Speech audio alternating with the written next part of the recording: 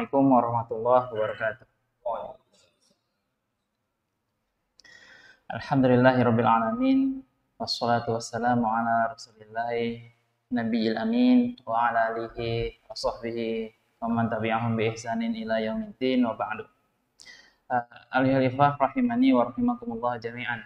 Alhamdulillah kita bersyukur kepada Allah Azza wa Jalla yang telah mengumpulkan kita di masjidnya yang mulia ini dalam rangka thalabul ilmi, yaitu belajar ilmu-ilmu dari ilmu-ilmu syariat yang wajib kita pelajari dan dalam rangka beribadah kepadanya, karena thalabul ilmi atau belajar ilmu-ilmu syariat yang Allah sampaikan kepada kita melalui Rasulnya Shallallahu Alaihi Wasallam merupakan salah satu ibadah, bahkan ibadah yang paling agung dari antara ibadah-ibadah yang lainnya, karena dengannya kita bisa menyempurnakan ibadah kita dan melaksanakannya dengan sebaik-baiknya sebagaimana yang Allah perintahkan dan yang Allah inginkan.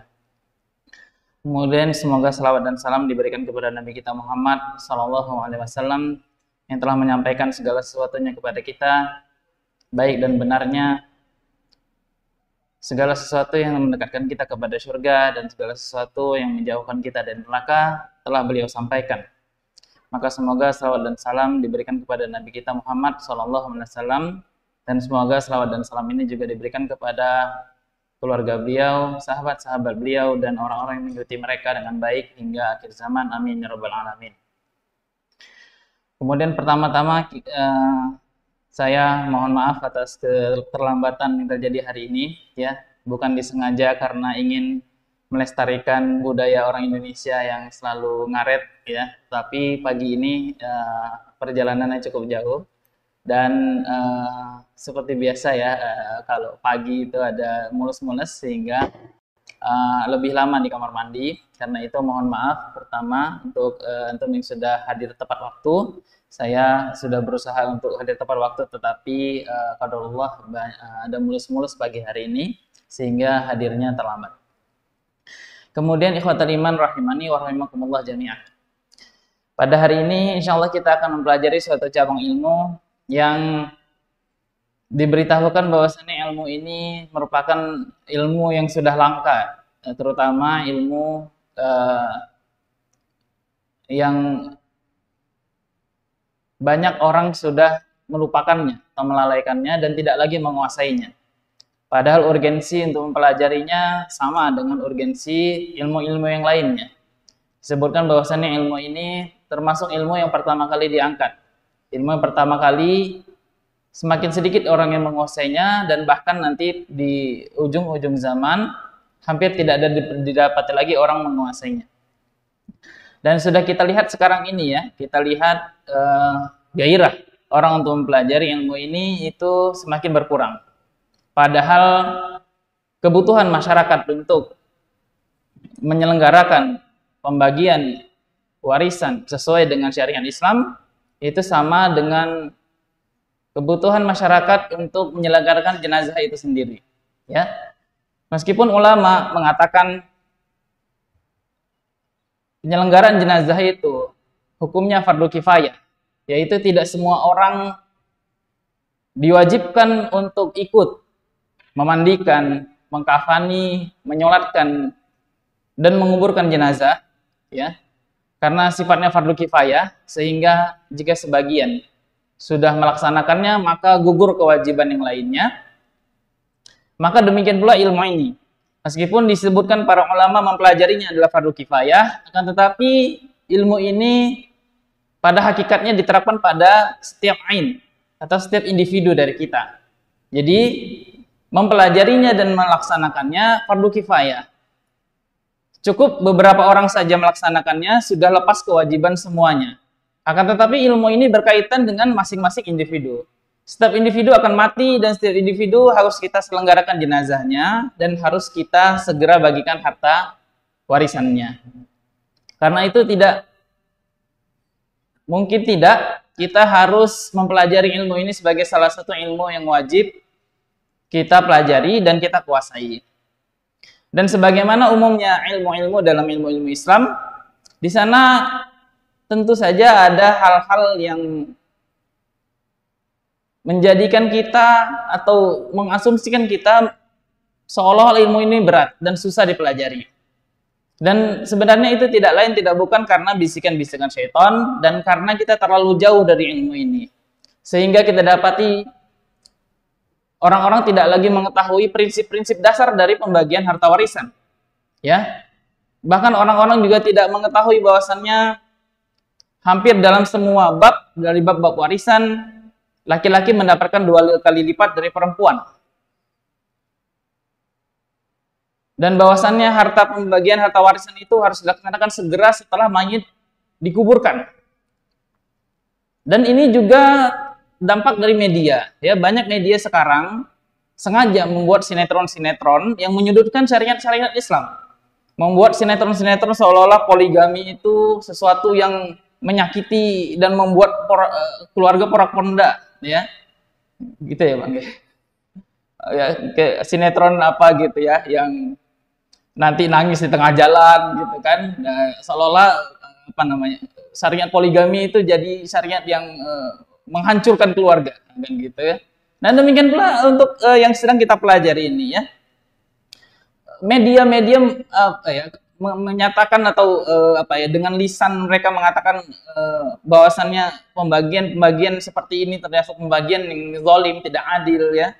Pembagian-pembagian yang tidak relevan lagi pada zaman sekarang ini dan lain sebagainya, menyudutkan ilmu-ilmu syariat atau ibadah-ibadah yang agung dalam syariat ini. Nah, karena itu penting bagi kita, ya, tujuan kita hadir di sini, insya Allah kita akan mempelajari satu dari sisi fikih tentang prinsip-prinsip pembagian harta warisan menurut syariat Islam.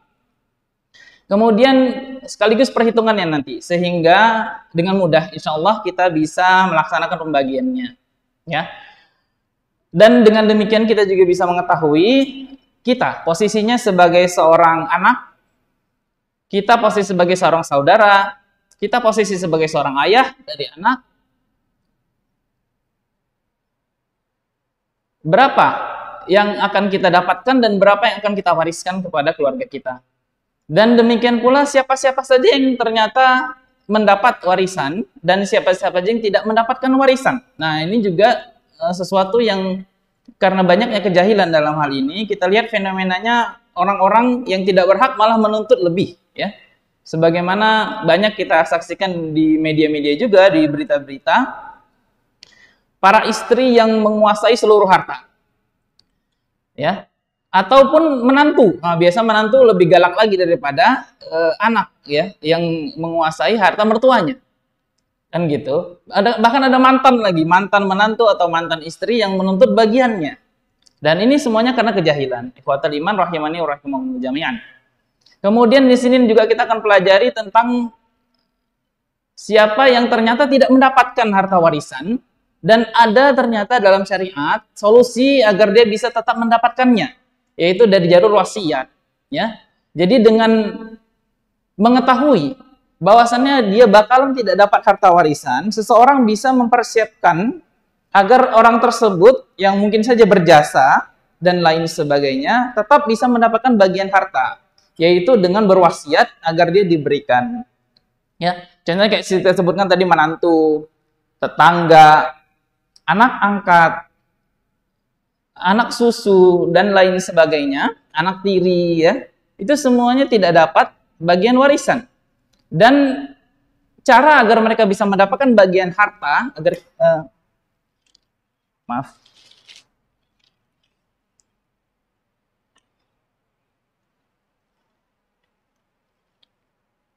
Tes.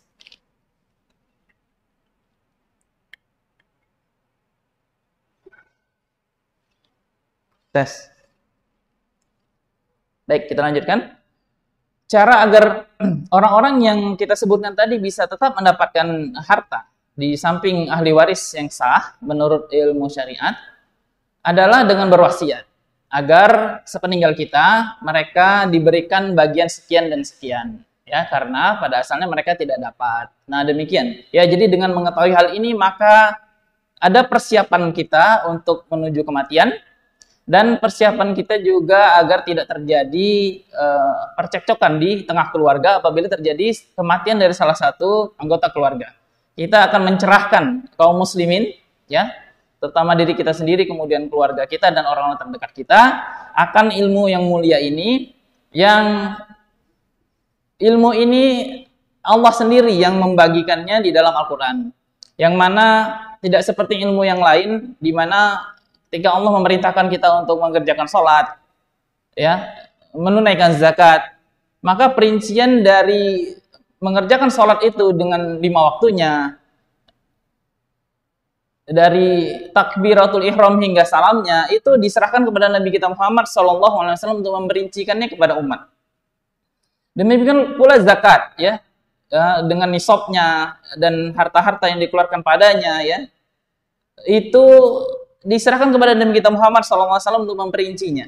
Nah, beda dengan ilmu warisan ini, karena memang ini berkaitan dengan harta, yang mana banyak orang sensitif masalah harta ini, ya, sehingga kita dapati orang bunuh-bunuhan gara-gara harta, gara-gara memperebutkan harta, putus silaturahmi, ya, paling tidaknya bertengkar, atau jangankan setelah meninggal dunia, ya, bapaknya belum meninggal dunia saja sudah dituntut hartanya, bahkan sampai terjadi pembunuhan gara-gara harta warisan. Ya, dan ini yang nanti akan kita pelajari tentang bagaimana seharusnya, ya, kita memandang ilmu ini secara komprehensif, secara keseluruhan, dan agar kita bisa menjadi seorang mukmin yang paham tentang fikih harta warisan dan juga paham tentang bagaimana mensikapinya di tengah keluarga muslim, insyaallah taala. Baik, ikhwatal iman rahimani wa rahimakumullah jami'an. Di depan sudah dibagikan, ya, buku ringkas. Buku ini pada asalnya adalah buku untuk anak kelas 12 SMA Islam Ulunuha. Buku anak kelas 3 SMA Islam Ulunuha, ya. Buku ini saya tulis di antara buku-buku yang lainnya yang pernah saya baca dan saya ajarkan. Saya mendapati urutannya agak susah untuk diajarkan dan kurang ringkas, ya. Apalagi saya butuh mengajarkan itu dengan cara yang lebih sederhana, menyederhanakan sesuatu yang mungkin saja dipandang orang rumit. Karena itu buku ini saya tulis, adapun isinya sama seperti buku-buku warisan pada umumnya. Mungkin saja sudah pada punya, ya, yang tebalnya atau yang tipisnya, tulisan baik tulisan ulama yang berbahasa Arab ataupun sudah diterjemahkan, ataupun tulisan ustadz-ustadz kita yang berbahasa Indonesia. Insya Allah isinya sama semuanya. Hanya saja saya tulis kembali agar lebih mudah bisa dipahami menurut penjelasan atau rutut penjelasan yang saya kuasai. Ya, dan buku ini telah kita praktekkan selama 2 tahun di SMA Islam Ulunuha. Dan alhamdulillah tingkat keberhasilannya, pemahaman siswa-siswi kita terhadap buku ini mencapai 90%, ya. Jadi ketika di akhir semester mereka disuruh maju, mereka sudah bisa melakukan hitungan-hitungan di papan tulis. Meskipun tetap bawa buku, ya. Kalau belum hafal, nggak apa-apa, ya, ini bisa langsung dilihat. Kemudian ikhwatal iman rahimani wa rahimakumullah jami'an, ya. Yang alhamdulillah Allah mencukupkan umur kita ke bulan Ramadan ini. Dan salah satu dari yang dibiasakan ulama dalam bulan Ramadan adalah mempelajari kembali Al-Quran, ya, membacanya dan mentadarusinya. Alhamdulillah ilmu yang sedang kita pelajari ini juga berkaitan dengan tadarus Al-Quran, ya.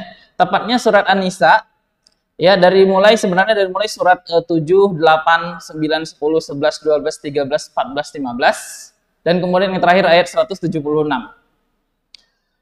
Lebih fokusnya nanti kita akan lebih banyak membahas penafsiran dari ayat 11, 12, dan 176.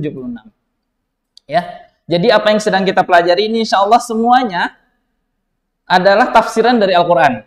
Semuanya adalah penafsiran dari surat An-Nisa ayat 11, ayat 12, dan ayat 176. Ya, jadi insya Allah kita duduk di sini, kita luruskan niat kita, dan insya Allah dalam bulan Ramadan ini, ya, bulannya Al-Quran, kita akan belajar salah satu dari penafsiran ayat Al-Quran tersebut, tepatnya surah An-Nisa. Bawa Al-Qur'annya? Nggak bawa ya? Bawa, coba dibuka Al-Qur'annya. Dibuka surah An-Nisa ayat 11 dan ayat 12. Nah, kita akan fokus di sini. Kemudian yang terakhir nanti, dan ayat terakhir itu juga dari An-Nisa ayat 176. Nah, inilah dasar utama dari ilmu faraid atau ilmu mawarith, ya. Yang mana di situ Allah berfirman tentang bagian-bagian yang harus diterima oleh ahli-ahli waris yang harus menerimanya.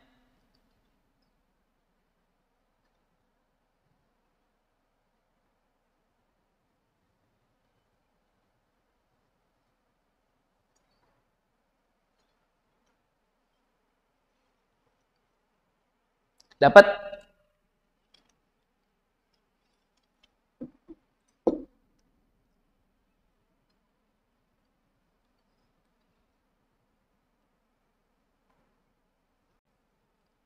Ya, dapat ya. Nah, itu dia dasar dari semua yang kita pelajari hari ini, ya. Jadi dari situlah insya Allah akan kita kembangkan kepada apa yang ada di hadapan kita ini, ya. Di halaman 2 saya sebutkan di situ daftar isi, dan di situ terdiri dari 3 pengantar, ya, kemudian metode penjelasan, kemudian perhitungan warisan yang nanti satu persatu akan kita lalui insya Allah sampai selesai pada hari ketiga.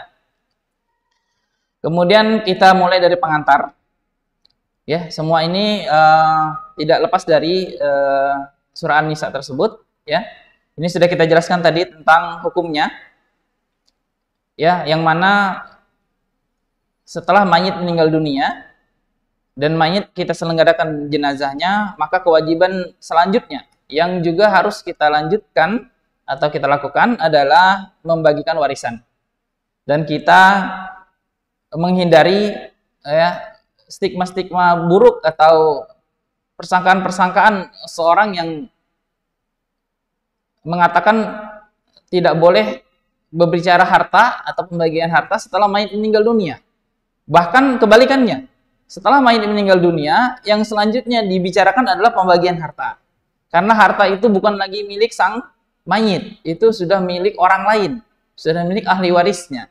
Karena itu pembicaraan selanjutnya setelah mayit meninggal dunia adalah pembagian harta, ya. Dan itu Allah yang menentukan langsung dari Al-Qur'an. Dan bahkan setelah ayat 11 dan 12 Allah rinci tentang pembagian tersebut, ya, silakan dibaca sendiri. Ayat ke-13 dan ayat ke-14-nya Allah sebutkan targhib wa tarhibnya. Ancaman dan motivasi untuk melakukannya, ya. Di situ Allah sebutkan barang siapa yang mentaati Allah dan Rasul-Nya dalam pembagian harta warisan ini, maka niscaya akan dimasukkan ke dalam surga.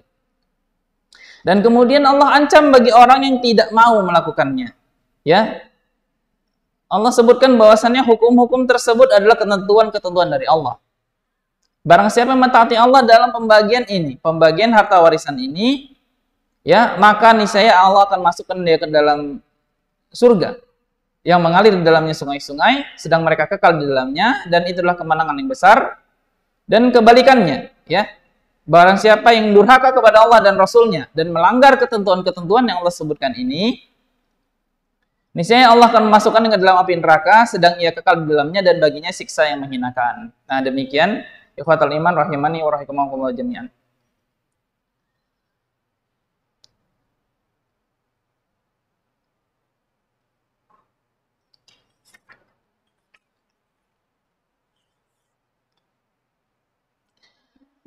Sebelum kita lanjutkan, para ikhwah semuanya, majelis kita ini kita sebenarnya semi private, ya, enggak seperti ceramah pada umumnya, sehingga jika ada yang ingin ditanyakan di tengah jalan dalam penyampaian saya mungkin ada kata-kata yang terlalu cepat atau keliru penyampaiannya, sabaqul kalam, ya, bisa langsung ditanyakan. Bagi siapa yang ingin bertanya dalam perincian yang kita akan pelajari satu persatu halamannya, silakan mengangkat tangan dan langsung saja ditanyakan, ya. Adapun untuk yang selanjutnya nanti apabila ada yang bertanya yang menyangkut sesuatu yang belum dijelaskan, maka nanti akan kita tunda sampai pada halamannya. Adapun yang sedang kita pelajari, maka silahkan ditanyakan langsung, ya. Jadi jika ada yang kurang jelas, kita langsung buka sesi interaktif ketika penjelasan. Dan ini mungkin juga bisa mencegah kita mengantuk di dalam suatu sesi. Karena jika satu arah saja, mungkin saja antum sudah mulai ngawang-ngawang ke sana kemari dan tidak fokus lagi. Jadi boleh saja apabila terbesit sesuatu di benak antum untuk ditanyakan, maka silakan langsung ditanyakan. Ya. Waalaikumsalam warahmatullahi wabarakatuh. Ya, silakan Pak. Siap. Ya, benar Pak.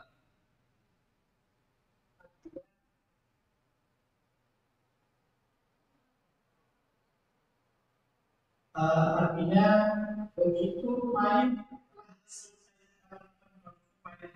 ya malamnya boleh Pak. Ya. Setahun kemudian itu seperti apa bagian ketiga. Ya Pak. Baik. Perintah untuk menyegerakan ya dalam Al-Quran ini ya itu banyak maslahatnya ya. Terutama untuk mungkin saja ada di sana yang memang sedang membutuhkan harta dan itu adalah hartanya dia dari ahli waris ya. Apabila kita sengaja menundanya, maka kita dapat dosa karena tidak menyelenggarakannya dan bisa memicu sesuatu yang tidak diinginkan. Berbeda apabila kita memang belum tahu, memang dari dulu kita belum pernah mempelajarinya dan baru tahu sekarang ini, maka sekarang inilah kita berusaha melakukannya sesuai dengan yang diperintahkan. Tapi memang sengaja menundanya, ya, sengaja menundanya dan tidak mau melaksanakannya, ini termasuk pelanggaran, termasuk tidak melaksanakan sesuatu yang seharusnya diperintahkan. Boleh saja kita melakukan pembagian itu hanya sekedar di atas kertas. Jadi mungkin saja ada orang yang memang sedang menempati rumah, kita katakanlah, atau sedang memakai sesuatu dari yang ditinggalkan oleh mayit, sehingga kita melakukannya hanya di atas kertas. Ya, bahwasannya dari semua yang ditinggalkan mayit, dari per unit-unit atau per barang-barang benda yang ditinggalkan mayit, maka bagian si fulan sekian, si fulanah sekian, si fulan sekian. Nah, itu boleh. Meskipun tidak langsung di situ dicairkan, langsung jadi uang, langsung dibagi-bagikan. Nah, itu tidak mesti seperti itu. Apalagi tanah, rumah mungkin likuiditasnya lama ya, nggak bisa langsung dicairkan. Nah, boleh saja kita hanya membagi-baginya pada malam itu ya, hanya sekedar mengetahui berapa sebenarnya bagian si fulan dan si fulanah. Tapi tidak mesti langsung kita bagi-bagikan. Nah, itu boleh. Tapi sengaja menundanya padahal itu sesuatu maslahat, maka itu sesuatu pelanggaran yang tidak boleh dilakukan. Dan itu apabila terjadi suatu pelanggaran, maka akan mencetuskan sesuatu yang buruk di kemudian hari, ya, karena sebagaimana yang Allah perintahkan itu maslahat untuk semuanya, dan apabila tidak kita lakukan maka itu akan menjadi masalah di kemudian hari. Ya Pak.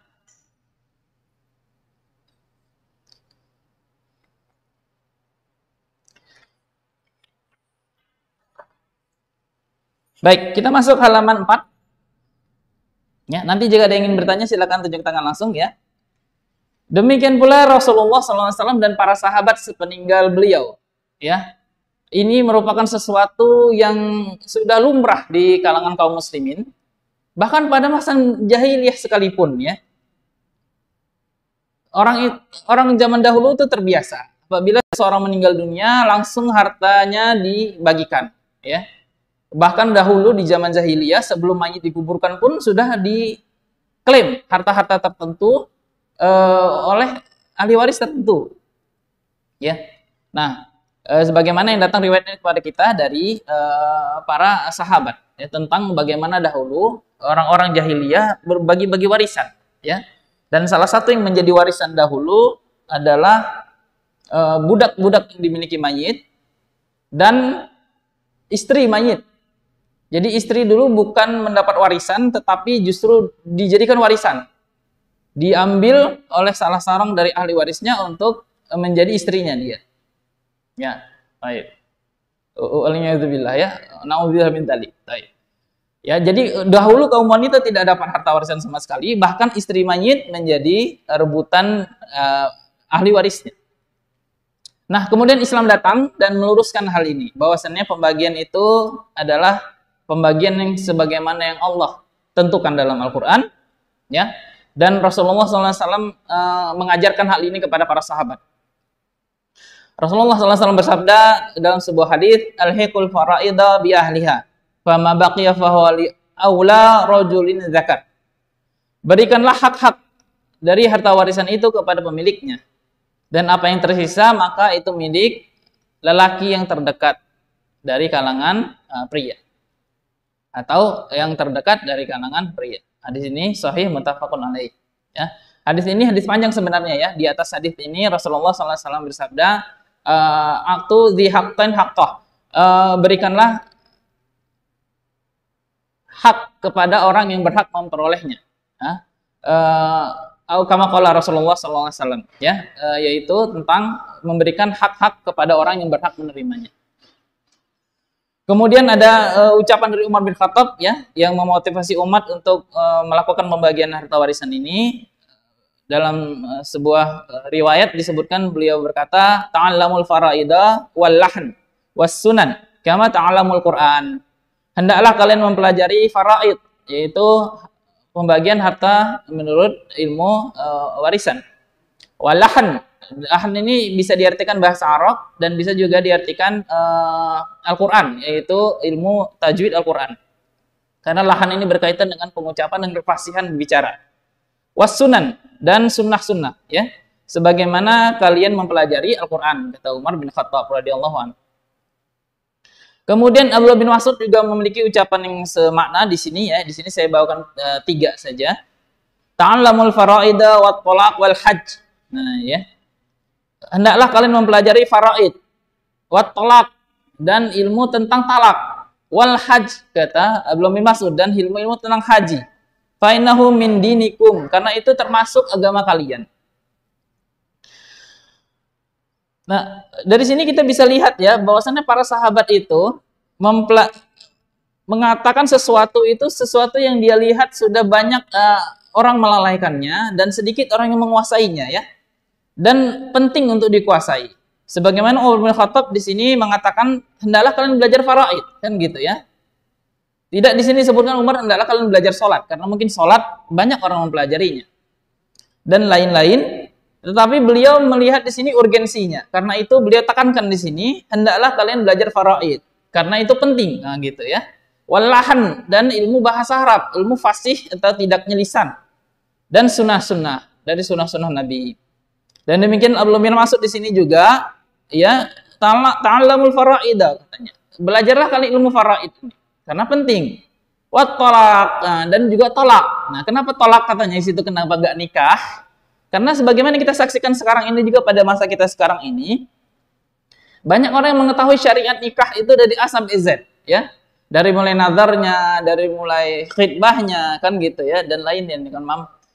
Tapi nanti ketika terjadi sesuatu, dia tidak tahu, harus tidak mengerti. Ya, bahkan Rasulullah SAW mencela Ibnu Umar atau menegur Ibnu Umar karena dia pernah menceraikan istrinya pada masa haid.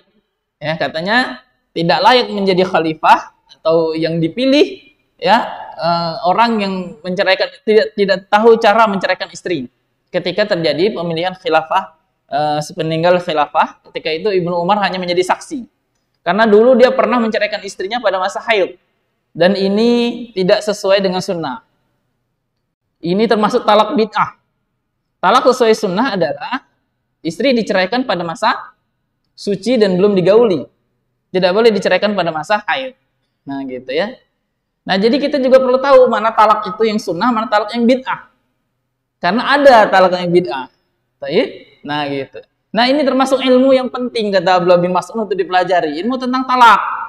Karena banyak orang cuma nikahnya A sampai Z sunnah. Tapi ketika ada pertikaian, dia nggak tahu harus bagaimana. Padahal kita katakan tidak mesti. Laki-lakinya tidak soleh dan wanitanya tidak soleha. Nggak mesti. Bisa saja dua-duanya dominan sehingga mereka tidak bisa bersatu, kan gitu ya. Gitu ya kan Ustaz Zain? Cocoknya dominan dengan apa Ustaz Zain? Baik. Jadi banyak orang-orang sekarang mempelajari dari sisi-sisi seperti itu ya. Jadi kita tidak katakan yang satu tidak soleh, yang satu tidak soleh, enggak. Karena para sahabat juga bercerai. Umar bin Khattab juga bercerai, ya. Dan tidak kita katakan keduanya para sahabat dan sahabiah yang celah agamanya, enggak. Ya, bisa jadi mereka tidak cocok dalam suatu perkara, dan bisa jadi wanita itu tidak bisa melaksanakan hak-hak suaminya sehingga dia takut kekufuran, sebagaimana yang disebutkan dari seorang wanita sahabiah yang mengkhuluk suaminya karena dia takut tidak bisa melaksanakan hak-hak suaminya dan jatuh kepada kufur kepada Allah Azza wa Jalla. Nah karena itu penting ya bagi kita ya untuk mempelajari ilmu tentang talak ini, agar kita bisa mengetahui bagaimana jalan yang harusnya kita tempuh apabila terjadi sesuatu. Dan itu tidak hanya pada diri kita, tentunya pada keluarga kita. Dan ini sekarang banyak sekali kita temui sekarang ya, tingkat perceraian tinggi ya. Dan ini perlu, kaum muslimin perlu ilmu tentang perceraian sesuai dengan sunnah. Wal hajj ya, dan tentunya haji, yang sebelum kita melaksanakan haji tentunya kita harus berbekal dulu, dan haji ini ya, dengan waktu-waktu tertentu. Karena itu boleh jadi orang telah melupakan tentang rukun-rukun dan lain-lainnya tentang syariat haji. Karena itu perlu diulangi kembali sebelum dilaksanakan kembali. Naam, ikhwatal iman rahimani wa rahimakumullah jami'an.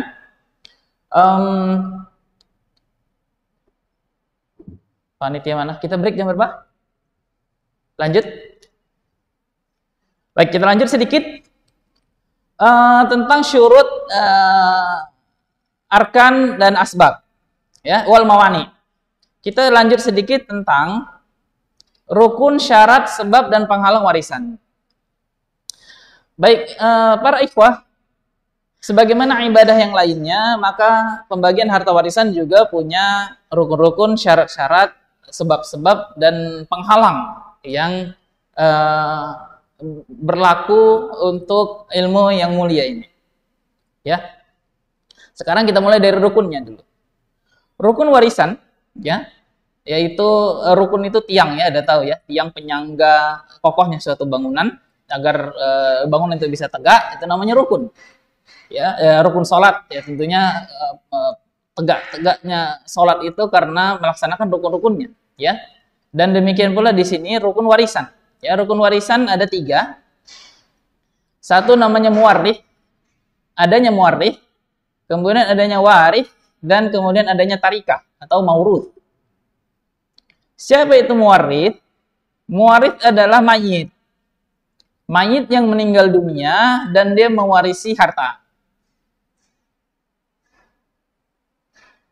Kalau ada mayitnya, barulah kita bisa melakukan pembagian harta warisan. Kalau nggak ada mayitnya, berarti bukan pembagian harta warisan namanya.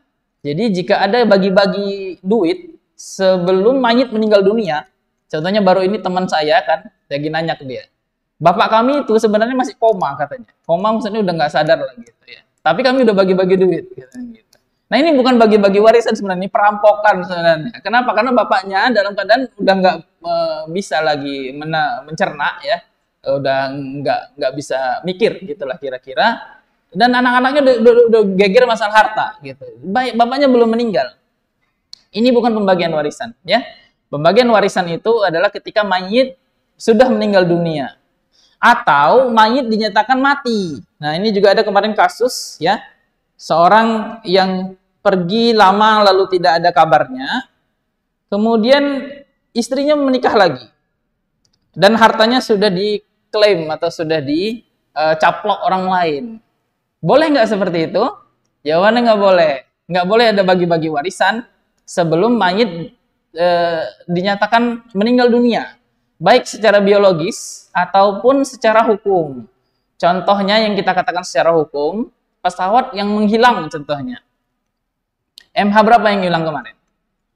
MH 17 atau 70? Pokoknya itulah dia. Nah, setelah beberapa hari dicari tidak ketemu, maka akan diputuskan oleh pemerintah bahwasannya pesawatnya hilang dan penumpangnya dinyatakan meninggal dunia. Nah, ini dia yang namanya mati secara hukum. Jika pemerintah, dan ini memang ranahnya pemerintah, telah menetapkan matinya seseorang, maka istrinya berhak menjalani iddah selama 4 bulan 10 hari, dan kemudian boleh menikah lagi, dan hartanya boleh dibagikan. Tapi ini ranahnya pemerintah ya, qadhi, hakim. Nah, kalau kita misalnya di sekarang, bolehlah ke pengadilan agama. Pengadilan agama akan melakukan surat ya, disuratilah keluarganya dan lain-lain sebagainya yang kira-kira bisa menghubungi orang yang dinyatakan hilang ini untuk memberi keterangan atau datang ke pengadilan. 1, 2, 3, jika tidak ada juga maka pengadilan bisa ketok palu. Ketok palu bahwasannya dinyatakan mati gitu. Bisa ya. Dan ini pernah terjadi di masa Umar bin Khattab. Seorang wanita datang mengadu ke Umar bin Khattab bahwasannya suaminya tidak kunjung pulang. Kemudian disuruh menunggu sekian tahun lamanya, saya lupa, afwan. Kemudian setelah sekian tahun itu berjalan, wanita itu datang lagi. Dan wanita itu mengatakan bahwasannya suaminya tidak kunjung pulang juga. Lalu kemudian Umar bin Khattab pun menetapkan bahwasannya suaminya mati. Dan wanita itu boleh menjalani iddah dan kemudian dia boleh menikah lagi. Dan pada saat itu hartanya juga dihitung harta warisan dan boleh dibagi-bagikan. Ternyata orangnya datang lagi. Dan dia mengatakan aku diculik jin katanya. Jadi cerita bahwasannya diculik jin yang kafir, bahwasannya dia makannya ini dan itu semasa diculik itu, kemudian setelah itu ternyata datang pasukan jinnya muslim. Lalu dia ditaklukkanlah jin-jin yang kafir itu, kemudian salah satunya dia yang ditawan dibebaskan. Lalu jin-jin bertanya kepada dia, kenapa kamu ada di sini? Kamu ini kan bukan bangsa jin, kamu bangsa manusia. Iya, saya diculik katanya kan gitu ya. Lalu dia dikembalikan ke alam manusia dan dibalik ke kota Madinah dan ternyata dia dapati istrinya sudah menikah dengan orang lain. Karena itu kemudian Umar memberi hak pilih kepada dia dan kisahnya bisa antum cari sendiri di internet. Banyak, insya Allah bisa dibaca sendiri. Baik, nah rukun pertama muwarith ya. Jadi adanya mayit. Tidak dikatakan pembagian warisan apabila bagi-baginya terjadi ketika mayit masih hidup. Karena itu nanti berkaitan dengan ini, syarat untuk dimulainya pembagian adalah mayit betul-betul mati. Nah, oke. Baik. Adanya mayit, kemudian adanya waris, yaitu ahli waris. Yang kedua, adanya waris, yaitu ahli waris yang mewarisi harta. Dan yang dipandang ahli waris adalah orang yang masih hidup ketika mayit meninggal dunia. Yang dikatakan memiliki waris atau ahli waris adalah mayit meninggalkan ahli waris yang masih hidup ketika dia meninggal dunia. Apabila ternyata ahli warisnya duluan meninggal dunia, maka dia tidak dikatakan punya ahli waris dan tidak bisa dilakukan penyelenggaraan pembagian harta warisan. Contohnya seorang yang meninggal dunia dalam keadaan anak-anaknya sudah meninggal dunia duluan dan anak-anaknya tidak punya keturunan sama sekali. Maka dalam pada itu dikatakan dia tidak punya ahli waris. Meskipun dia punya anak, tapi karena anaknya sudah meninggal duluan, maka dia dikatakan tidak punya anak.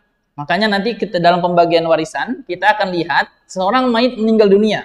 Kita bilang ya, ada anak atau enggak? Ada anak atau enggak di situ maksudnya ada anak ketika dia hidup atau ketika dia meninggal, gitu ya. Bukan dia memang pada hakikatnya punya anak atau enggak. Yang dimaksud punya anak atau enggak adalah apakah anaknya hidup ketika dia meninggal dunia.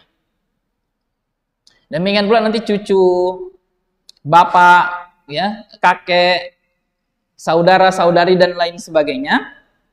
Itu nanti kita kumpulkan setelah kita ingin membagikan harta warisan. Siapa yang masih hidup ketika mayit meninggal dunia. Kemarin di kelas juga saya pernah gitu ya. Apakah dia punya bapak atau enggak? Gitu kan. Seorang siswi nyeletuk kan gitu ya. Punya dong, mana mungkin seorang enggak punya bapak gitu kan. Maksudnya di sini apakah bapaknya masih hidup ketika dia meninggal dunia? Kalau punya bapak pasti punya bapak, enggak mungkin enggak punya bapak.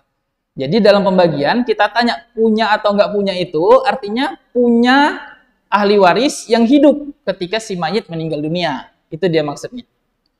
Dan dia dikatakan tidak punya anak apabila tidak ada keturunannya yang masih hidup ketika dia meninggal dunia.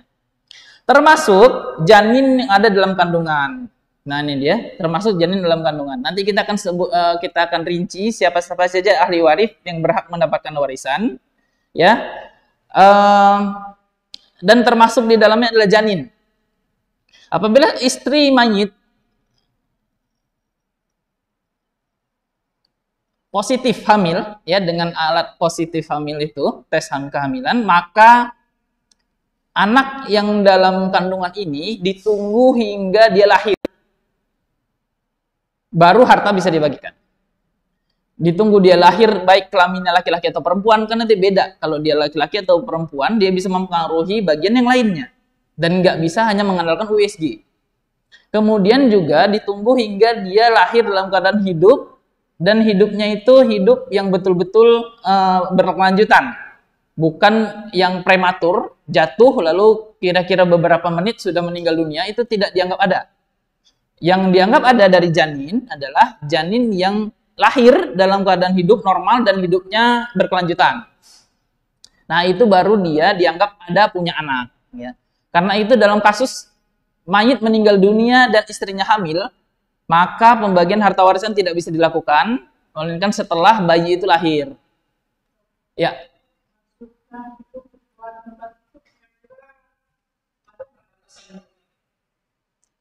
Biasa dokter yang tahu itu Pak. Jadi kemarin saya mengalami langsung ya ketika anak saya ada yang lahir prematur. Ya, anak saya itu termasuk yang ditunggu sama dokter dan dimasukkan ke inkubator. Jadi anak ini punya harapan hidup. Meskipun dia harus melakukan beberapa seri operasi jantung lah, karena klepnya bersambung antara yang kanan dan yang kiri. Kemudian paru-parunya masih bisa disuntik sama cairan surfaktan itu yang bisa supaya dia mengembang dan mengempes dan lain-lain. Dan ada anak yang prematur yang dokter udah bilang ini udah nggak bisa lagi, mau suntik surfaktan pun nggak bisa, mau dioperasi pun nggak bisa, ini udah tinggal ditunggu aja pasti meninggal gitu. Nah gitu Pak. Jadi ada yang dari medis yang pasti mengetahuinya, anak itu lahir, apakah dia masih ada harapan hidup lalu dimasukkan inkubator atau dilakukan operasi-operasi tindakan lainnya dan memang ada harapan untuk hidup, dan ada yang memang ini nggak ada harapan hidup lagi gitu. Ada yang dokter yang tahu seperti itu Pak. Kemarin itu kan ada juga dari kalangan yang lahir itu nggak ada sama sekali dinding paru-parunya. Nah ini dokter udah gitu, dia tinggal ditunggu aja nih gitu. Nah gitu contohnya Pak. Ada juga yang lahir dalam kan sindrom tahu ya, sindrom Down ya. Sindrom Down itu memang lahirnya biasanya prematur dan biasanya hidupnya tidak lama. Kalaupun dia bisa hidup lama, nanti dokter yang menentukan ini bisa, tapi mungkin nggak sampai usia dewasa atau remaja gitu. Gitu Pak kira-kira. Jadi apabila dokter menilai ini bayi memang nggak bisa lama, maka ini tidak dianggap punya anak dia. Tapi jika dokter menganggap ini masih bisa diusahakan, maka dikatakan ini masih bisa ditunggu. Wallahu a'lam gitu Pak. Nah, ada pertanyaan? Wah, silakan. Ya.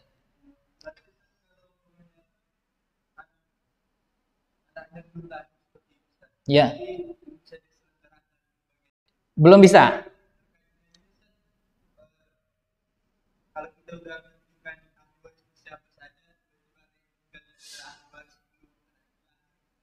Ya.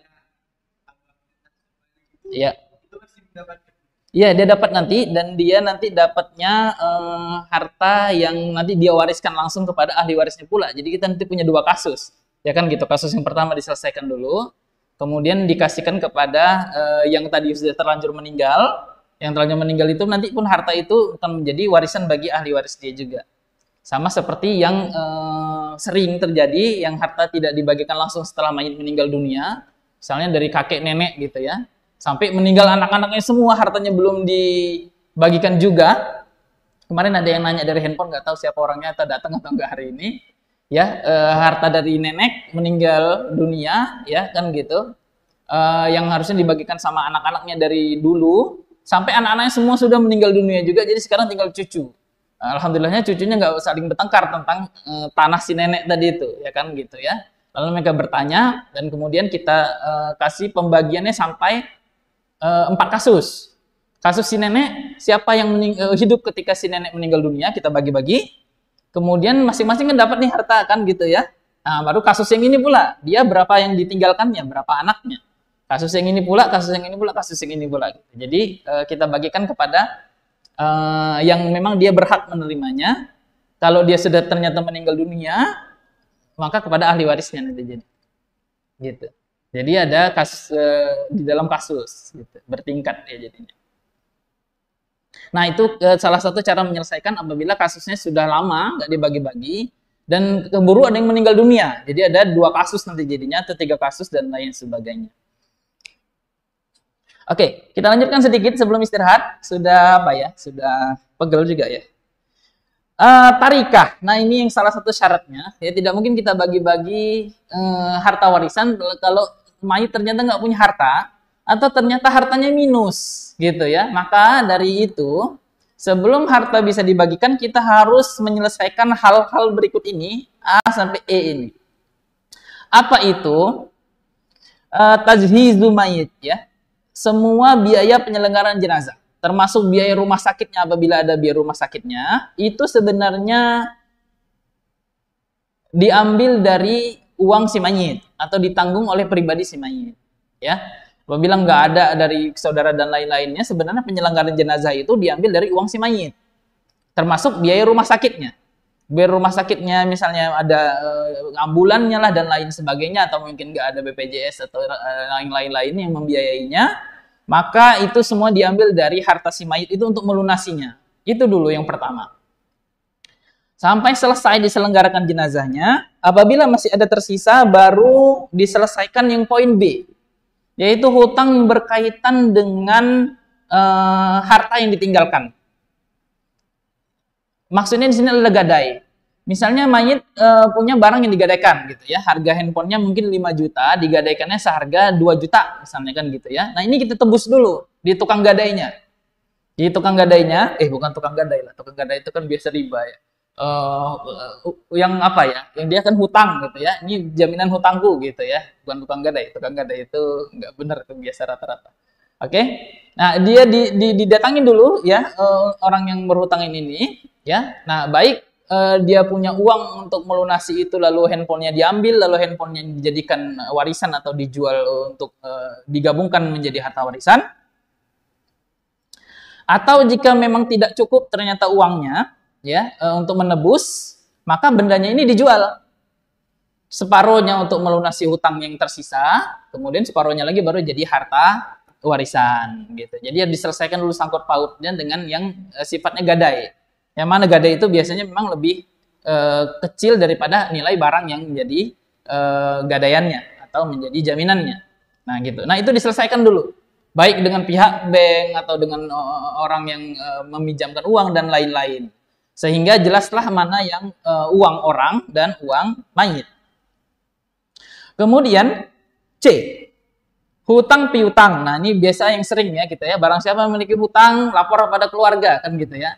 Nggak melapor dalam waktu 1 kali 24 jam dianggap ikhlas kan gitu. Ada nggak kayak gitu? Nggak ya. Oke, bayar sewa. Nah bisa saja rumahnya dia belum bayar sewa nih. Jadi kita tanya sama yang punya rumah. Dulu bapak ini udah bayar sewa belum? Jangan-jangan dia nunggak. Nunggak itu maksudnya saya pakai dulu rumahnya 3 bulan, nanti saya bayar bulan ke-6 dan lain sebagainya. Ditanya dulu, ada nggak sewa-sewa yang dia belum bayar? Ini kita perlu teliti karena nanti jangan sampai kita bagikan uang yang masih ada sangkut paut dengan orang lain atau bukan haknya ahli waris. Upah pekerja. Nah kalau dia punya karyawan maka harus dikeluarkan dulu upah-upah karyawannya ya. Karena itu termasuk harta dalam tanggungan. Kemudian D, setelah sangkut paut dengan orang-orang, maka yang perlu juga diperhatikan adalah tanggungannya terhadap Allah Azza wa Jalla, yaitu zakat. Nah, ini ada nggak zakatnya? Ini kita perlu daurah tersendiri untuk zakat sebenarnya. Ya, banyak orang nggak tahu. Zakat uang kertas itu sebenarnya dikeskan dengan perak, bukan dengan emas. Perak berapa ya? 595 kalau nggak salah ya, gram. Emas berapa emas? 85 gram ya. Ya, emas 85 gram, perak 595 kalau nggak salah. Tapi kalau dirupiahkan ternyata jauh beda. 85 gram berapa sekarang? 85 juta kita anggap ya.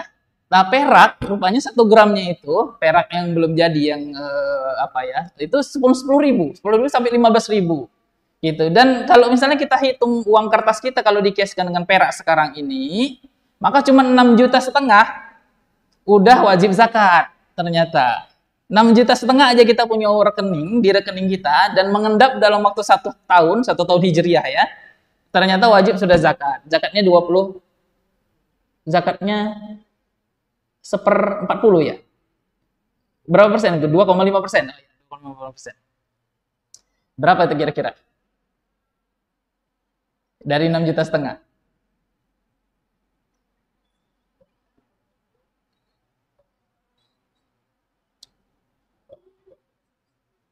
30 ya. 6.500.000. Kawan kita langsung hitung nih karena kita memang sedang bahas yang kaitannya dengan hitung-hitungan. Bagi 40, 162 kalau misalnya kita anggap 6,5 juta baginya 40. Nah, ini dia. Ini zakat nih. Kalau lagi nabung mau umroh kena kan 1 tahun nggak umroh udah 10 juta keluar 10 gitu. Karena uang kertas itu dinilaikan dengan perak. Banyak kan sebenarnya kita kan harusnya mengeluarkan zakat. Nah, ini salah satu kewajiban yang kita juga lalai padanya. Padahal dalam banyak tempat atau bahkan hampir semua penyebutan sholat dalam Al-Quran itu digandingkan dengan wa'atuz zakat dan tunaikanlah zakat gitu. Nah, ini juga satu ilmu yang kayaknya udah kurang di kaum muslimin yang harus kita galakkan lagi. Kaum muslimin tidak tahu bahwasanya ternyata dia adalah seorang yang wajib zakat di luar zakat fitrah. Karena tahunya biasa zakat fitrah aja. Ternyata dia harus mengeluarkan zakat harta dan lain sebagainya.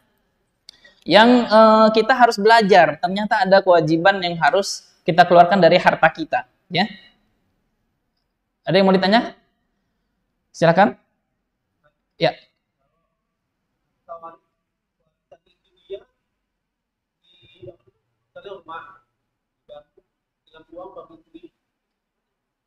Oh, oke.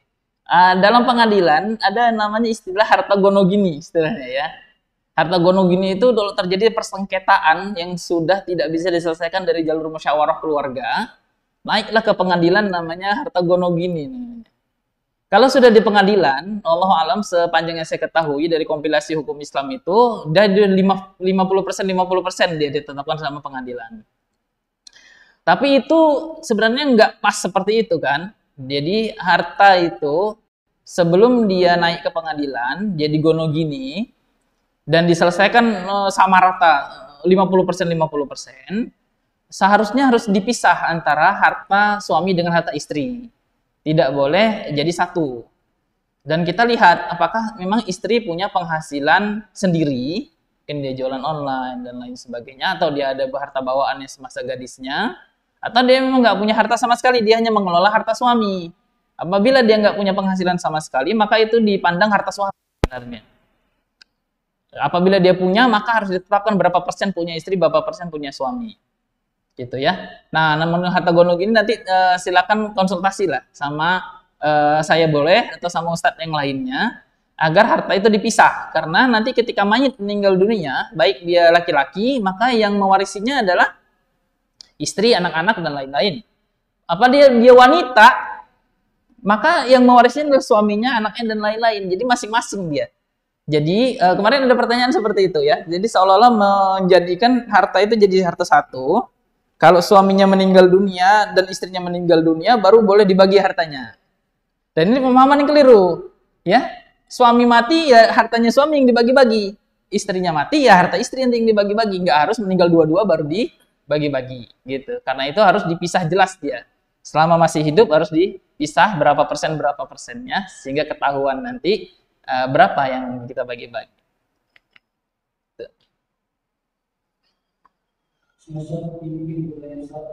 Ya.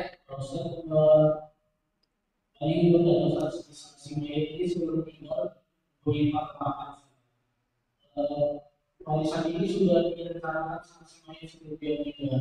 Ya. Tetapi ada satu anak yang Jadi masalah ekonomi sehingga si mayat ini memberikan harta warisan kepada si anak ini apakah hal ini nilai saya. Si mayit memberikan harta kepada anak yang ini.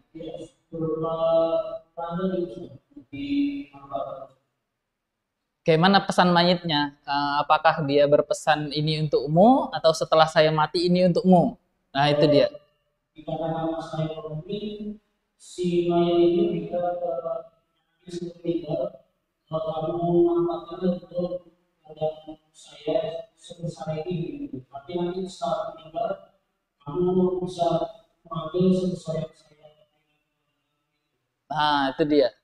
Nah, ini dia yang penting kita ketahui ya, sebagai seorang muslim. Nah, atau seorang punya harta. Jika kita masih hidup, maka harta kita bagikan sesuka-suka kita kepada siapa yang kita kehendaki. Memang ada syaratnya. Kalau misalnya harta itu kita berikan sama anak, maka harus adil. Anak yang lain juga mendapatkan bagian yang seperti itu juga atau disesuaikan dengan usianya.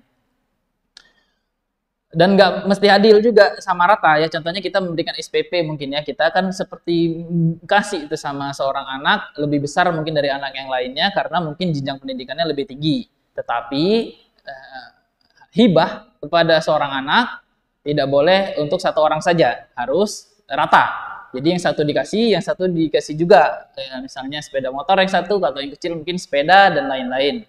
Nah itu kalau atau sesuai dengan kebutuhan ekonominya. Nah itu ketika seseorang masih hidup.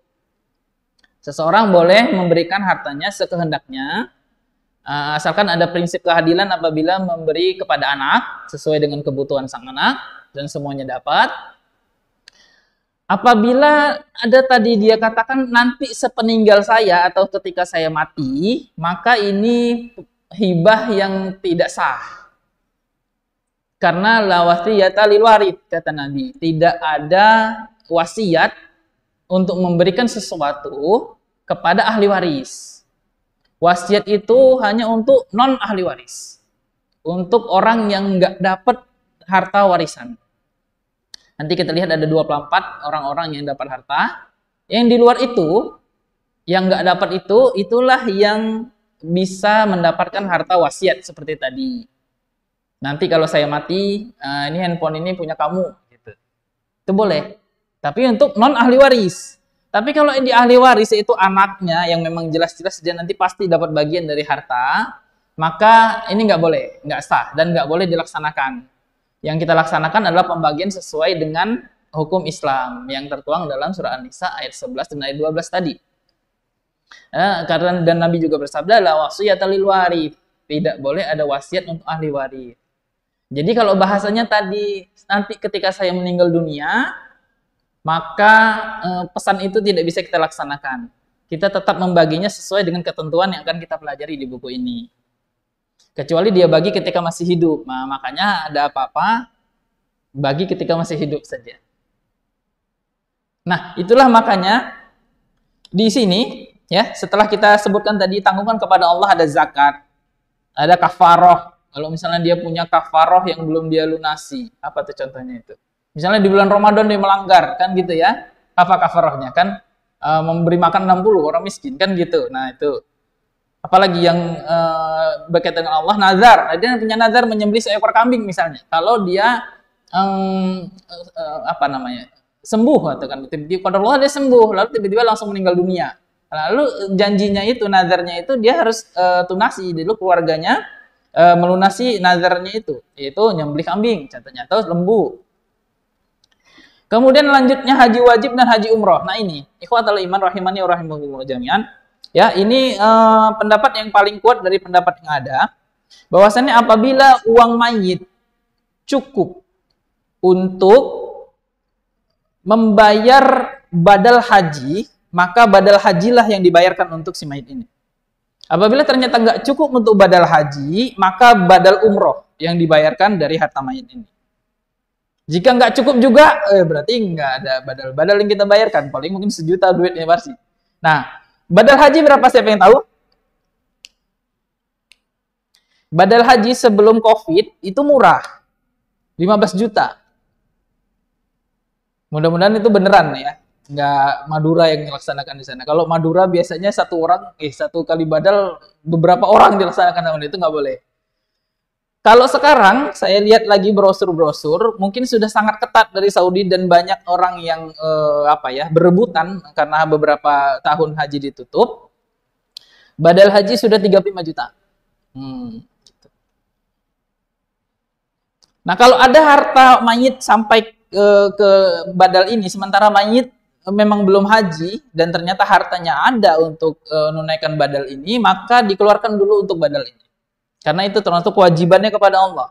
Ternyata ada hartanya, yang dengan hartanya itu dia bisa menunaikan rukun Islam yang kelima ini. Kalau nggak cukup ternyata sampai 35 juta, kita bilang aja seperti sekarang ya, brosur terbaru itu badal haji 35 juta. Ternyata tidak sampai 35 juta uangnya, maka badal umroh. Badal umroh berapa? Badal umroh berapa? 2,5 juta dapat ya, 2 juta atau 2,5 juta. Nego lah sama travelnya. Oke. Nah, kalau nggak ada maka badal umroh, karena umroh juga wajib ya, menurut pendapat yang kuat dari pendapat ulama, watimul hajj wal umrata lillah. Maka itu kalau nggak bisa untuk menjadi badal haji, maka badal umroh aja, nggak apa-apa. Baru setelah itu wasiat. Nah, itu dia ya. Setelah tanggungan-tanggungan kepada Allah tadi ditunaikan, barulah kita selesaikan wasiat-wasiat mayit. Yang tadi kita sebutkan, mayit berpesan, nanti kalau aku mati ini untuk kamu. Nanti kalau aku mati ini untuk kamu, dan gitu ya. Kalau saya mati mungkin 20 juta untuk domsos katanya gitu kan. Itu wasiat ya. Nah, dan pesan ini harus disaksikan 2 orang laki-laki menurut pendapat Syekh Ibnu bin Baz, dan itu pendapat yang lebih hati-hati dari pendapat yang lainnya, meskipun ada yang membolehkan, tapi lebih berhati-hati adalah pesan wasiat ini nggak boleh bersendirian. Nggak boleh cuman bisik-bisik, dulu bapakmu bisik-bisik aku dikasih ladang itu, katanya nggak bisa. Harus disaksikan 2 orang laki-laki atau tertulis yang disahkan dengan tulisan tangan yang ada tanda tangannya. Kalau sekarang ada materainya lah. Nah, gitu. Nah, itu baru wasiat yang sah dan dilaksanakan. Nah, inilah yang biasa disebut itu kalau aku mati nanti. Nah, gitu ya. Dan menurut Rasulullah SAW, apabila seseorang ingin berwasiat seperti ini, jangan sampai berlalu 3 hari melainkan wasiat itu tertulis di sisinya, katanya. Kata Nabi SAW. Jangan sampai apabila seseorang ingin berwasiat sesuatu, lebih dari 3 hari wasiat itu belum ditulisnya. Jadi kalau kita pengen berwasiat sesuatu untuk keluarga yang nggak dapat harta warisan, atau mungkin kita ingin bersedekah agar nanti sebagian harta-harta kita itu masih bisa kita ambil manfaatnya setelah kita meninggal dunia, maka kita tuliskan wasiat kita tersebut. Ya. Wasiat itu bisa juga nanti diawali dengan wasiat secara maknawi, yaitu wasiat untuk takwa, untuk mentauhid Allah dan lain sebagainya. Kemudian diiringi dengan wasiat-wasiat seperti ini. Wasiat apabila aku meninggal dunia, hendaknya sebagian hartaku itu disedekahkan ke sini, diberikan kepada sini, diberikan kepada si fulan karena banyak jasanya, karena dia dulu yang telah merawatku dari kecil, karena aku dulu berhutang budi pada dirinya dan lain sebagainya. Tetapi tidak boleh lebih dari 1/3 harta. Yang tadi sudah kita keluarkan hak-hak yang tadi semuanya. Wasiat ini tidak boleh lebih dari 1/3 harta. Jadi misalnya tadi sudah kita keluarkan A, B, C, D, E-nya, ya. Kemudian terakhir tinggal wasiatnya. Dia wasiatnya supaya diberikan 20 juta untuk domsos misalnya, kan, dompet sosial ulama, ya kan, wah. Ternyata itu lebih dari 1/3 gitu. Ternyata hartanya cuman berapa? 50 juta. 50 juta. Boleh nggak kita kasih 20 juta untuk dompet sosial? Nggak boleh. Karena as-sulus, kata Nabi, fas-sulus kathir. 1/3 aja, dan 1/3 itu udah banyak. Jadi 2/3 harus ditinggalkan untuk ahli waris, dan yang boleh untuk wasiat dikasih sama orang ini itu, lembaga ini itu, atau sedekah ini itu hanya 1/3 dari harta yang ditinggalkan setelah semua dari poin A, B, C, D kita lunasi dan kita tunaikan. Wallahu ta'ala alam. Nah, gitu ya.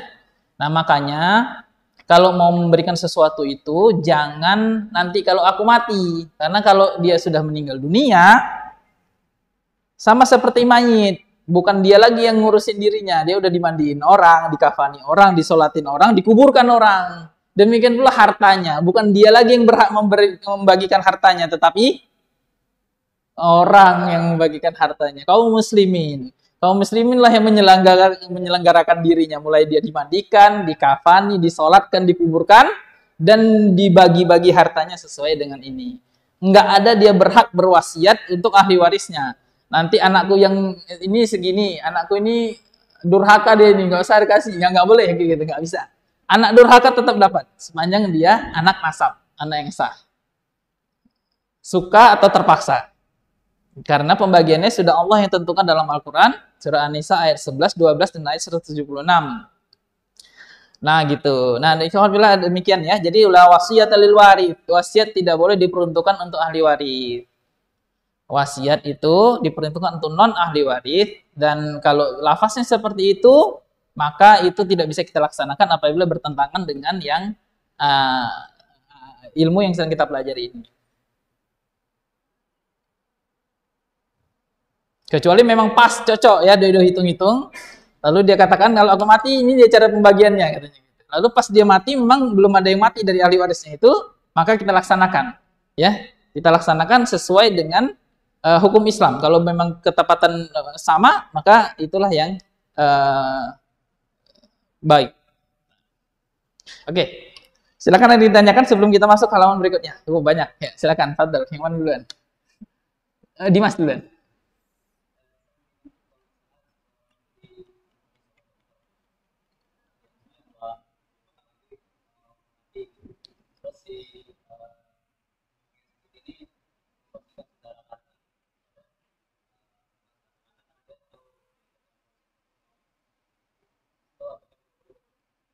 Nah, itu namanya hibah atau hadiah. Itu bukan cakupan ilmu waris. Ilmu waris adalah ketika mayit sudah meninggal dunia. Ya, silakan.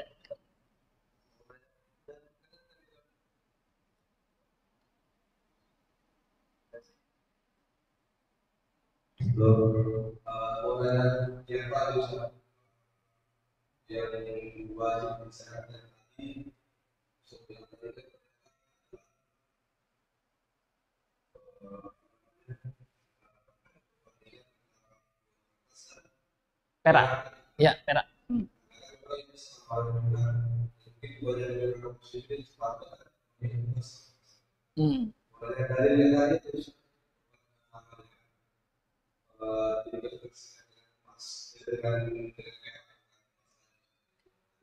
Oh,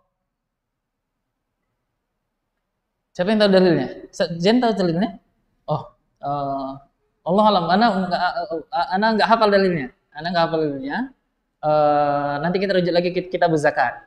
Ya, bagi yang punya kitab zakat coba dibuka kitab zakatnya. Ada di situ. Saya nggak hafal. Ya, konversi itu ya. Konversinya ke yang paling kecil, yaitu perak, bukan yang paling besar. Gitu. Di belakang dulu tadi, maaf ya. Nanti ya silakan. Belakang.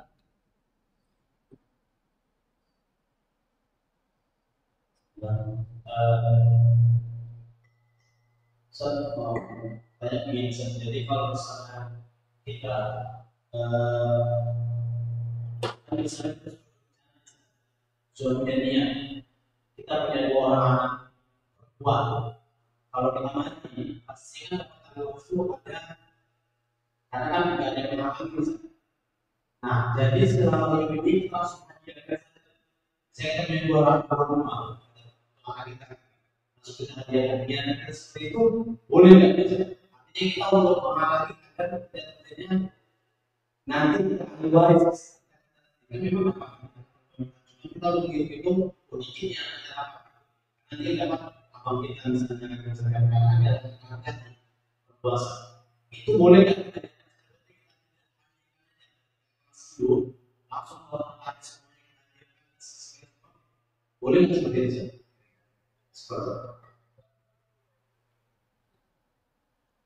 Apa jawabannya? Oh, nggak boleh. Gimana Pak? Semua nggak boleh. Kalau semua nggak boleh. Karena belum tentu yang memberi itu dia mati duluan. Bisa-bisa anaknya juga belum mati. Iya. Iya. Iya. Sebenarnya dalam hukum asalnya hadiah memang terserah kita mau kasih sama siapa. Ya.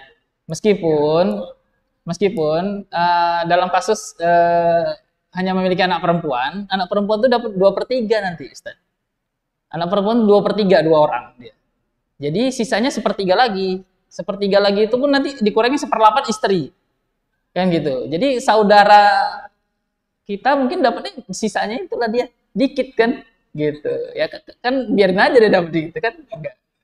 Jadi Islam itu adil dia. Enggak mungkin nanti anaknya dapat sedikit lalu saudara yang dapat besar itu enggak mungkin. Gitu. Nanti akan kita betapa sempurnanya ilmu yang Allah turunkan ini dalam masalah pembagian. Gitu. Tapi nggak apa-apa kalau misalnya memang kayak gitu, ya kayak kata Pak Senanda tadi bisa jadi ternyata anaknya duluan mati meninggal dunia kan gitu. Nah, ya kan? Maka antum sebagai ayah mungkin nanti dapat warisan dari anak yang meninggal dunia jadinya. Bukan antum yang meninggal dunia mewarisi harta kepada anak, karena udah antum kasih semasa hidup kan. Sehingga nanti ketika anak meninggal dunia, maka antum sebagai ayah dapatnya cuma 1/6 nanti mungkin. Dari harta tersebut yang sudah diberikan kepada anak. 1/6. Nanti kita lihat perinciannya. Kalau sudah ada yang baca buku ini, nanti bisa kita langsung hitung-hitungan. Baik. Ya, silakan. Berarti seorang kakek atau nenek nggak bisa berwasiat cucu dia. Boleh kalau cucunya ternyata nggak dapat. Kalau misalnya seorang kakek dan nenek, berarti yang dapat kan nanti di level anak. Kalau anaknya udah dapat atau masih ada kan cucu nggak dapat. Nah, boleh seorang kakek dan nenek itu berwasiat untuk cucu, boleh. Karena cucu ketika itu nggak dapat warisan. Ini cucu nih yang merawatku nih kan gitu ya, gantiin popokku segala macamnya dia kan gitu. Ternyata dia lihat nanti dalam pembagian itu cucunya belum dapat karena masih ada anak laki-laki kan gitu ya. Nah, dia boleh berwasiat nih cucu kasih sekian juta gitu. Ya, silakan.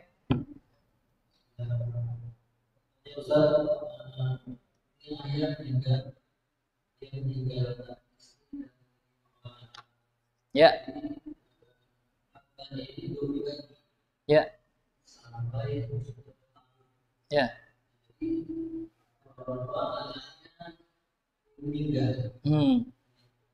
Sudah nikah, belum punya anak.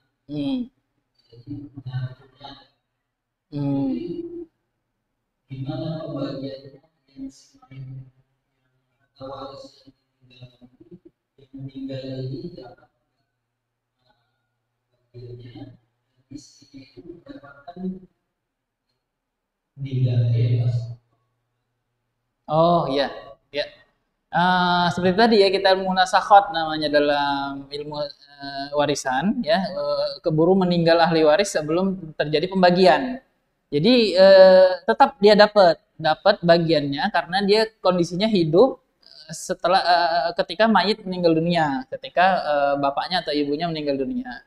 Karena dia meninggal dunia juga, maka setelah kita tentukan bagiannya sekian, di bagiannya sekian itu nanti istrinya dapat. Kalau dia nggak punya anak tadi mungkin 1/4 dia jadi dapatnya cuman. Dia nggak punya anak, berarti istrinya dapat 1/4 dari harta tersebut. Sisanya nanti kemana ya mungkin ke saudara-saudari gitu. Tergantung siapa yang hidup ketika dia meninggal dunia. Jadi bisa aja nanti dari dapat double gitu. Dia dapat dari sisi anak dan dapat dari sisi saudara dan gitu ya. Ketika kasus itu kita selesaikan semuanya. Jadi kasus kayak gitu kita selesaikan satu persatu dia dulu. Dari yang paling pertama mati dulu, bagi-bagi dulu. Habis itu siapa lagi yang mati kita bagi-bagi lagi gitu. Dapat, asalkan dia memang masih istri yang sah ketika si mayit meninggal dunia. Nggak apa-apa, yang penting ketika si mayit meninggal dunia, dia adalah istri yang sah. Nah, berarti istri dia nih, istri mayit. Nah, gitu. Ya, insya Allah nanti bisa kita angkat kasusnya ke papan tulis. Ya, ada lagi yang mau tanya, silakan. Kalau ada yang nggak jelas langsung ditanyakan sekarang, nanti ngambang-ngambang kalau ke depan nggak ditanyakan sekarang. Walaupun kita memang belum masuk ke angka. Oke. Ya. Orang tua itu Ya. pada saat dia hidup dia istilahnya dia punya rumah, tapi misalnya hartanya untuk haji banyak, dia kan dia tidak rumah. Setelah dia meninggal, apa jadi suatu kewajiban kita menghajikan dia badan? Iya. Dia punya rumah kan gitu ya. Rumahnya kalau misalnya dijual bisa nggak menghajikan dia, atau dia ngantri terlalu lama sehingga dia nggak daftar, atau dia nunggu pakai haji yang plus atau haji yang furoda kita katakan sekarang. Kan kita bisa seperti itu kan, persangkaan kita ya kan gitu ya, kenapa dia belum haji. Masa hidupnya dia tidak mampu. Dia kemampuan dia untuk haji tidak ada. Oh, Dia ada rumah. tapi punya rumah yang ditempati gitu ya. Maka iya, kalau misalnya harga rumahnya itu bisa menutupi badal haji, maka dikeluarkan badal haji dari uang itu untuk dia. Kan badal haji itu pahalanya untuk si mayit. Jika untuk warisan dia kan anak-anaknya jadi tidak ada karena rumahnya dijual lagi. Iya. Misalnya 3 juta. Hmm. Itu anak-anaknya jadinya Jadi sedikit. Iya, dan itu lebih maslahat untuk mayit sebenarnya kan. Allah alam, memang ada pendapat yang lain, tapi saya lebih mendukung pendapat yang ini, yaitu badal haji itu termasuk yang dikeluarkan dari harta mayit. Karena itu untuk maslahat si mayit. Lebih maslahat lagi untuk dirinya si mayit ini yang tidak bisa beramal lagi daripada untuk ahli warisnya gitu. Walaupun si mayat tadi tak berniat, Ustaz. Walaupun kita bilang mampu dia, tapi memang nggak ada niat dia untuk haji. Nah, apakah itu juga ahwalnya melaksanakan wajib haji? Iya, sebagaimana ahli warisnya juga sebenarnya secara individu, meskipun si mayit ini nggak punya niat dan nggak mewasiatkan apa-apa, secara individu kita, salah satu bentuk bakti kita kepada orang tua kita menghajikan orang tua kita, gitu. Baik dari harta si mayit ataupun dari harta kita sendiri kita, karena itu suatu kewajiban sebenarnya yang melekat kepada individu. Jadi apalagi dia punya harta yang untuk itu. Karena itu dia niat nggak niat sebagaimana zakat ya. Nah, haji ikhwatullah, haji dan umroh ini ya, kalau rukun Islam yang lainnya itu berkenaan dengan kemampuan fisik ya, syahadat, sholat gitu ya. Nah, udah masuk zakat, ya puasa, kita keluarkan dulu puasa, syahadat, sholat, puasa yang tidak pakai harta. Nah, dua rukun Islam satu lagi ini, zakat dengan haji ini berkaitan dengan harta. Zakat itu berkaitan dengan harta haji itu berkaitan dengan harta dan fisik. Nah, para ulama mengatakan kewajiban yang berkaitan dengan harta itu tidak ada kaitannya dengan keinginan orangnya. Suka atau terpaksa dia, berakal atau tidak berakal, maka kita tetap keluarkan kewajiban zakat ini. Makanya kewajiban zakat tetap wajib pada harta anak yatim. Anak yatim kan masih kecil, dia nggak tahu juga dia punya duit. Kan gitu, yang menguasai hartanya orang yang memegang atau walinya. Tapi harta anak yatim ini tetap kita keluarkan zakatnya, karena kewajiban zakat itu kewajiban yang melekat pada harta, bukan melekat pada orangnya. Ini haji dan umroh ini karena dia gabungan dari harta dan istitoah, kemampuan. Dia mau atau tidak mau sebenarnya itu jatuh wajib sama dia, dan kita keluarkan kewajiban ini dari hartanya. Wallahu a'lam. Kopi kita asumsikan biayanya ketika sebelum kopi Ustaz. Ya. Enggak lah, biaya sekarang lah. Iya, biasa. Badal haji 15 juta. Tapi Anda nggak tahu tuh badal betulan atau badal Madura. Nggak tahu. Kok nyebut-nyebut suku ya? Nggak boleh. Astagfirullah. Ada pula yang Madura di sini. Nggak semua Madura kayak gitu. Itu yang apa aja, oknum aja oknum. Jadi ada orang yang oknum itu nakal di sana ya, badalnya ece-ece. Ya. Jadi kalau mungkin yang orang yang tidak dalam artian ya stres atau gila gitu. Sementara dia punya uang. Boleh kita haji gitu. Iya, dihajikan. Janganlah dibadalkan. Yang orang yang tidak bisa berangkat dan sudah putus asa untuk bisa berangkat, termasuk orang yang sudah meninggal dunia atau orang yang sakit tidak bisa sembuh lagi, tadi itu sakit akal ya kan gitu ya. Maka kita badalkan. badal. Gitu. Sebagaimana kewajiban pada hartanya, kalau dia setelah orang kaya, maka dikeluarkan zakat dari hartanya itu. Karena itu kewajiban melekat pada harta, bukan pada orangnya. Jadi orang yang tidak berakal pun atau masih anak-anak pun tetap keluarkan zakatnya. Allah Ta'ala. Oke, ya.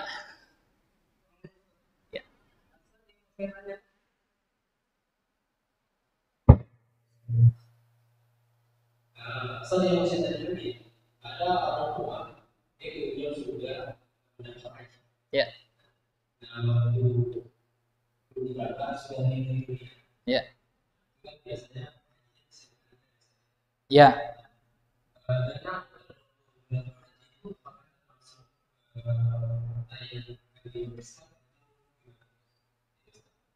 Dan kalau memang salah satu bisa menggantikan jadi ya, apakah dengan awal itu termasuk jadi harta ya, ya. Wallahu alam, yang udah daftar haji siapa? Saya dengar ini karena belum daftar juga jadi nggak tahu. Ada perjanjian ketika daftar. Jadi perjanjiannya itu setelah meninggal dunia mau dikasih sama siapa hak ini. Nah, ketika itu udah ada perjanjian, maka perjanjian itu yang Allah alam itu mengikat untuk kemudian dikasih kloter ini sama siapa gitu. Karena di perjanjian itu ditandatangani ketika hidup. Allah alam nggak pernah lihat perjanjiannya macam mana. Tapi apabila memang pemerintah menetapkan peraturan seperti itu, yang jika dia meninggal dunia maka ini nanti dikasihkan sama siapa? Wallahu alam itu gimana ya? Karena belum pernah mengalami langsung jadinya susah jawabnya. Siapa yang pernah daftar? Perjanjiannya macam mana bentuknya? Nggak pernah baca? Nggak pernah baca ya.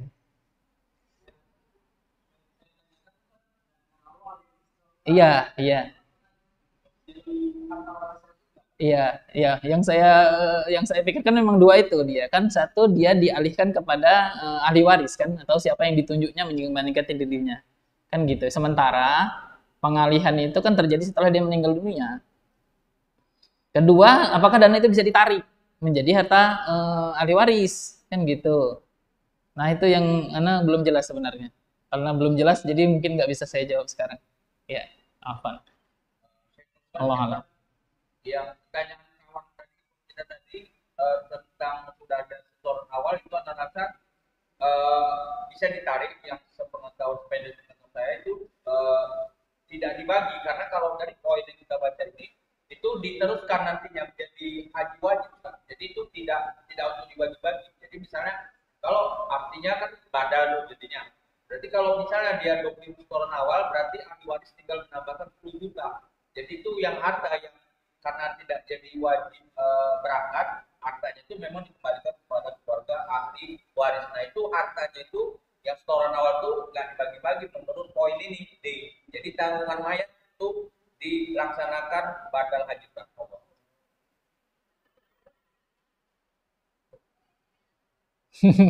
Nah, ya. Untuk poin ini no comment dulu saya, no comment, ya no comment. Kita nggak tahu. Coba nanti ditanya sama ustadz-ustadz yang bahas tentang hal ini, karena saya juga nggak lihat perjanjiannya macam mana dan sejauh mana hukum syar'inya nanti. Ya mudah-mudahan apa ya nanti Pak Sunanda apa ya mungkin apa ya kita cari referensi-referensi seperti itu ya.